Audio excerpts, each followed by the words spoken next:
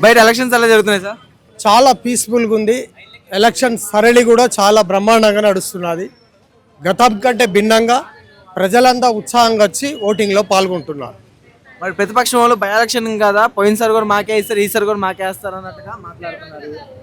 Voting ఏం రాదు అన్నట్టు చెప్తున్నారు. జనరల్ ఎలక్షన్ అనేది వేరు, బై ఎలక్షన్ అనేది వేరు. ఎప్పుడు కానీ బై ఎలక్షన్ జరుగుతుంటే ఏ ప్రభుత్వం ఉంటుందో ఆ పార్టీకే ప్రజలు మొగ్గు చూపుతారు. ఎందుకంటే ఇక్కడ ఒక రీజన్ ఉంటుంది. ప్రభుత్వం ఏదైతే ఉంటుందో బైపోల్లో ఎమ్మెల్యే గెలిస్తే మా కాన్స్టిట్యున్సీ, మా మండలమో, మా బస్తీయో బాగుపడతానే ఉద్దేశంగా ప్రజలంతా ఏ ప్రభుత్వం ఉంటే ఆ పార్టీకే మొగ్గు చూపుతారు. ఈ జూబ్లీహిల్స్ కాన్స్టిట్యున్సీ లోపల కూడా అదే విధంగా ఉన్నారు ప్రజలు. మరి మీరు చూసినంతవరకు పోలింగ్ అయితే ఎంతవరకు జరుగుతుందండి బయట మామూలు బూతుల్లో? చాలా బ్రహ్మాండంగా అని చెప్పాను కదా, మంచి పోలింగ్ అవుతున్నది. ప్రజలందరూ ఉత్సాహంగా రేవంత్ రెడ్డి సర్కారుకు, నవీన్ యాదవ్ను ఓటేయాలని ఉత్సాహంగా ఉన్నారు. ఎందుకంటే ఒక నవ యువకుడు, స్థానికుడు, ఒక బీసీ బిడ్డ.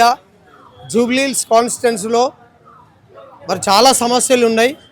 మరి వారిని గెలిపించుకొని ఎమ్మెల్యే చేసుకున్నట్లయితే మాకు ఈ కాన్స్టిట్యున్సీలో బస్తీలు కానీ కాలనీలు కానీ బాగుపడతాయని వాళ్ళంతా ఉత్సాహంగా ఉన్నారు. చాలా చక్కగా ఉన్నది. ఓటింగ్ సరళి మంచి పర్సంటేజ్ అవుతున్నది.